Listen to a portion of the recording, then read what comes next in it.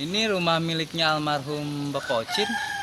Gara-gara tadi angin besar sehingga menyebabkan seperti ini nih Pak. Gitu. Ada berapa rumah Pak? Ya kira-kira buat sekarang ini ada 3 rumah.